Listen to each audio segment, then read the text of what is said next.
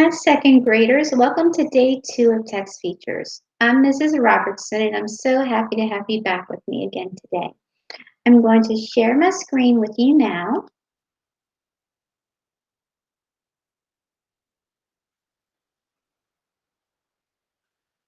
And we are going to look at our lesson for day 2 of Text Features.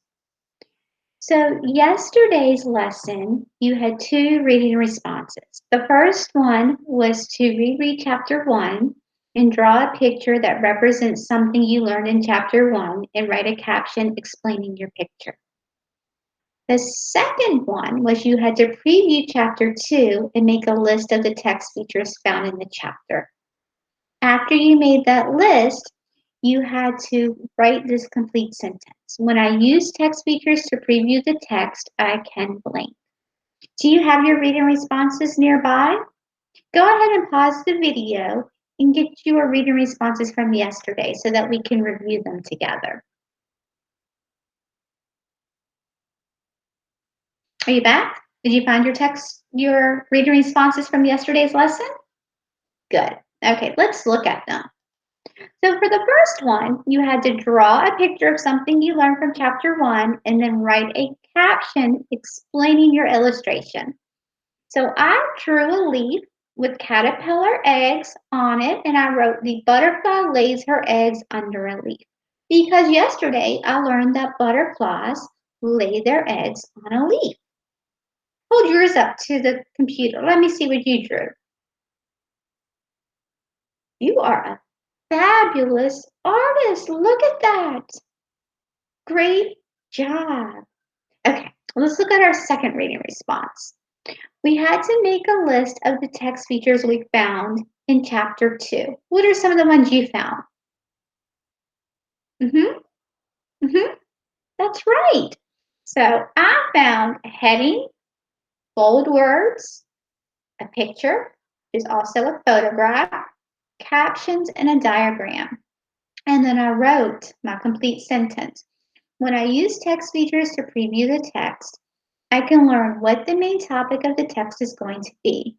I can activate my prior knowledge, and I can set a purpose for reading. Now, prior knowledge is your background knowledge. It's what you already know about the topic. So you're thinking about what you already know. And when you set a purpose, the purpose is, why are you going to read it? What are you hoping to get out of reading the next chapter or to reading the text?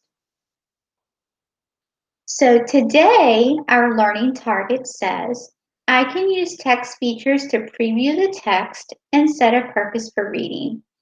So just like yesterday's lesson or the previous days, we are going to preview the next chapter using text features, and then we are going to set a purpose for reading. Why am I going to read the next chapter?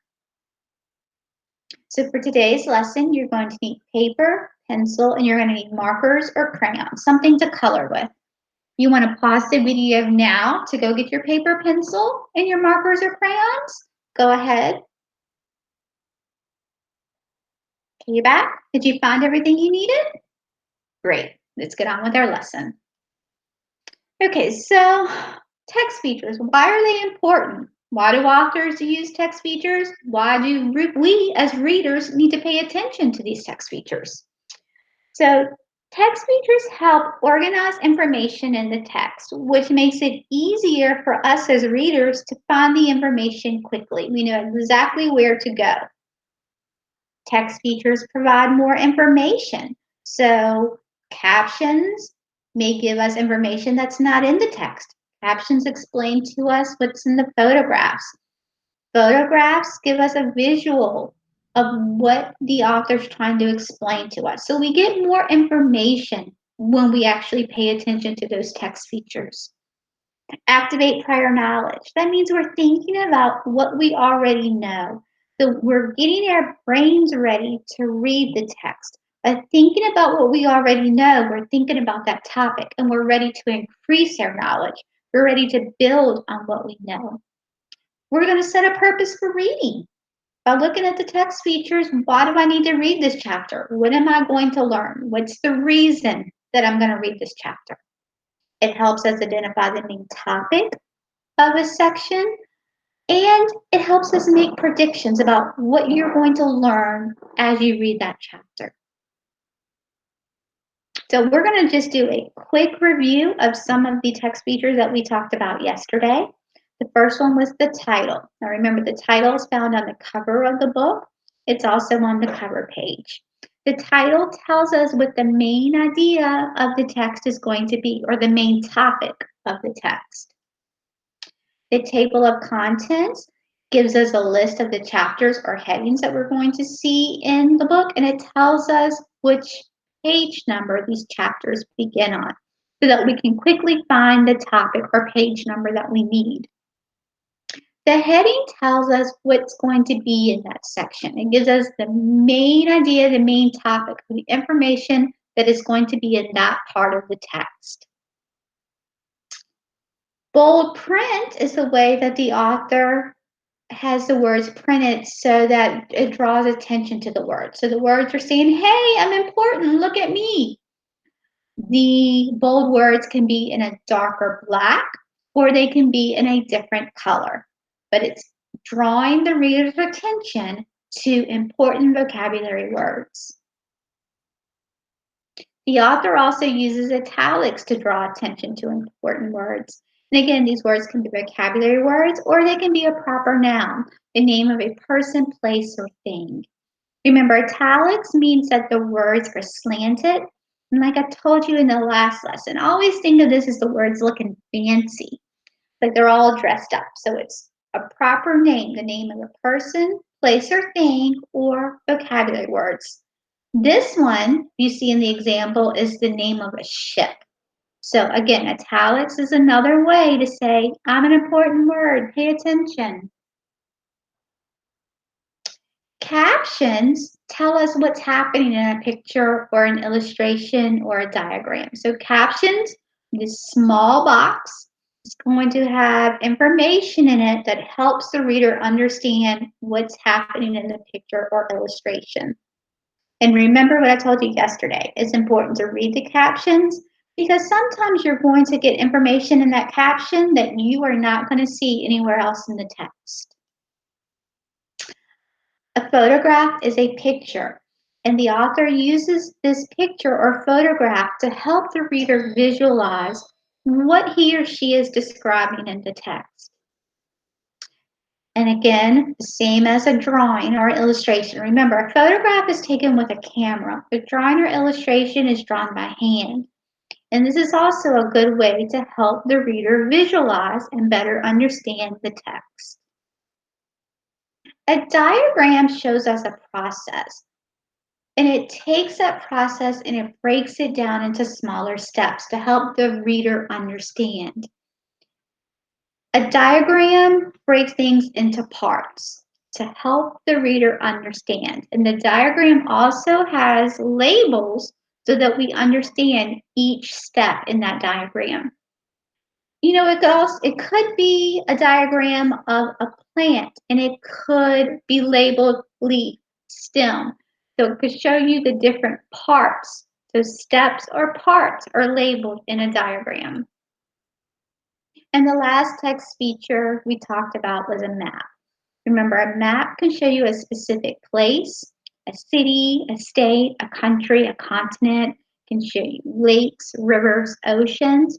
But it can also provide you specific information about a place.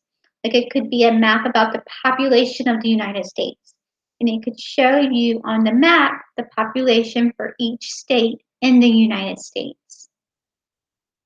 So again, let's revisit our learning target for today. I can use text features to preview the text and set a purpose for reading. So we're going to preview the text like we did yesterday, which means we're going to look at the title, table of contents, the heading, bold words, italic words. We are going to look for pictures, illustrations. We're going to look captions, diagrams, and then we're going to think about those text features and we're going to set a purpose for reading. Why is it important that I read this chapter? Again, so again, just what I just said, how to preview the text. Read the title, table of contents, the headings, look for italicized words, words in bold print. Think about and study the photographs, the illustrations, maps, diagrams, and then we're going to read the captions next to those graphics. Okay, so let's practice. So we're going to do chapter 2. So if I look at my table of contents, it tells me that chapter 2 is going to start on page 10. So I know when it's time to look for chapter 2, I'm going to go to page 10. So as I preview the text, I'm going to review the title. Where did the caterpillar go? Now that I look at the table of contents, I'm going to read the titles of the chapters. Where did the caterpillar come from? How does a caterpillar become a butterfly? What are butterflies like? How are moths and butterflies different? I'm going to go back and look. Chapter 2 starts on page 10. So I can quickly turn to page 10. And now we're going to preview the chapter. So the heading for chapter 2, how does a caterpillar become a butterfly? And on this page, I see two bold words, pupa and chrysalis.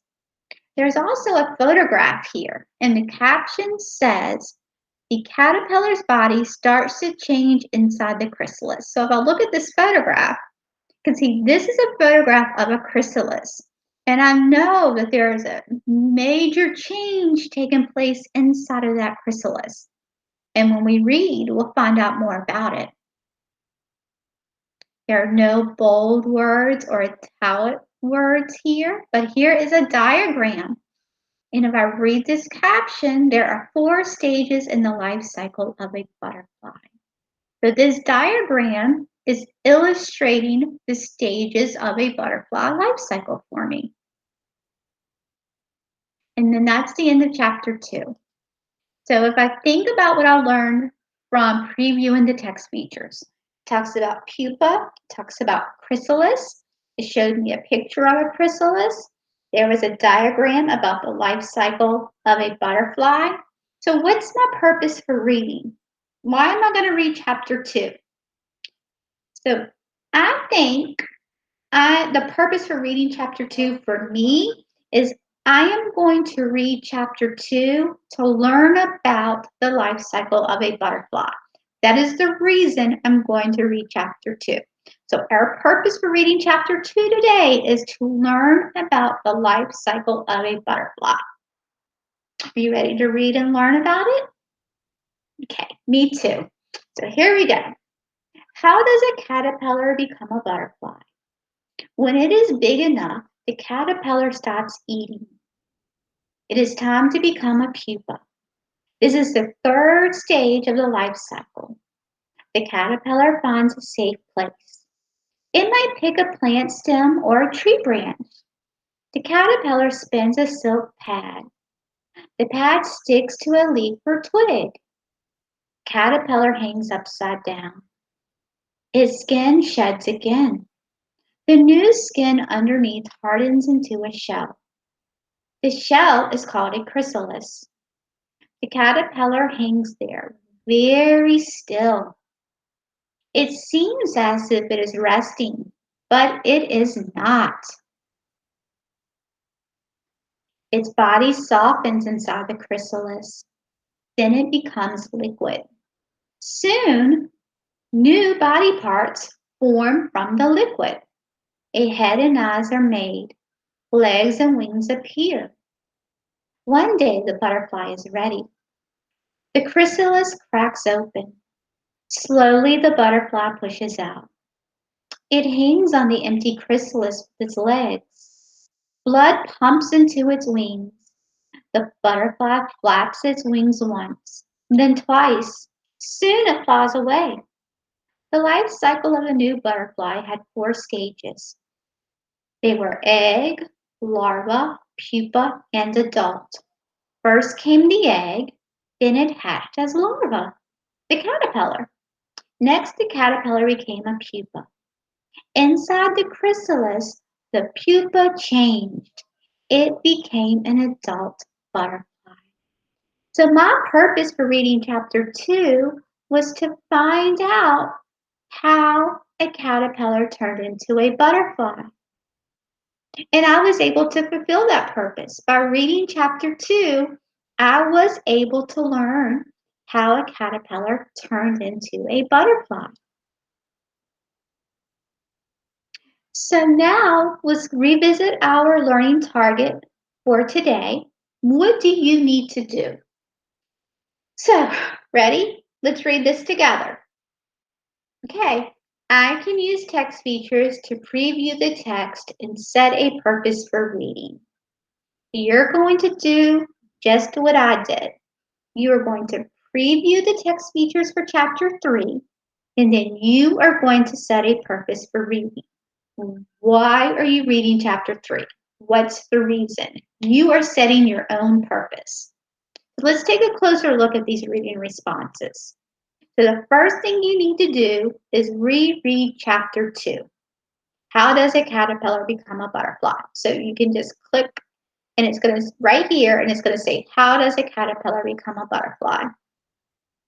Then you're going to draw a picture of a butterfly and write 3 facts you learned about butterflies. The second thing you're going to do is take a tour of chapter 3. That means you're going to preview chapter 3 using text features and set a purpose for reading that chapter. Why are you going to read chapter 3? Why is chapter 3 important? And then remember in the last lesson, I told you a secret. I told you that it was Teacher Appreciation Week and you were going to write a little message about why you loved being in your teacher's class. Well, today you're going to send your teacher another message, but it's going to be sharing a funny story. You're going to tell your teacher what's the funniest thing that happened in your class all year. Okay, so let's take a closer look at what these reading responses look like. So on your paper, if you have a blank sheet of paper, you can draw a box at the top, to draw a box, and then draw a butterfly in the box, and then under it, you're going to write 1, 2, 3. And you are going to write 3 facts you learned about butterflies. Or you can print this sheet and do it on the reading response form. Okay, so draw a picture and write 3 things you learned. For task number 2, you're going to complete this chart. And you're going to preview chapter 3. You're going to write the title of the chapter. You're going to make a list of any bold words that you see. You see any pictures? What are the pictures of? And then write an explanation. Tell me what's happening in those pictures. And again, you can print this sheet or you can do it on a sheet. You can just draw the chart and you can fill it in yourself. And then you're going to write that sentence.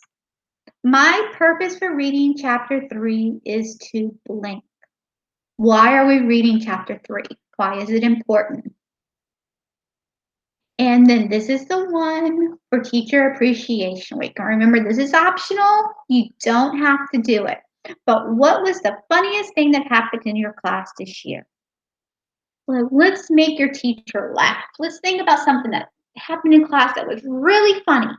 And you're going to write a message to your teacher saying, the funniest thing that happened in your class this year was, and share that memory with your teacher. You're going to have to get your parents' help to get this message to your teacher. So your parents can help you email the message to your teacher, or if your teacher uses Class Dojo, you can send the message on Class Dojo. I know your teachers would love to share a laugh with you. I want to thank you for joining me today. It has been a pleasure spending another lesson with you, and I'll look forward to seeing you tomorrow. Have a great day. Bye.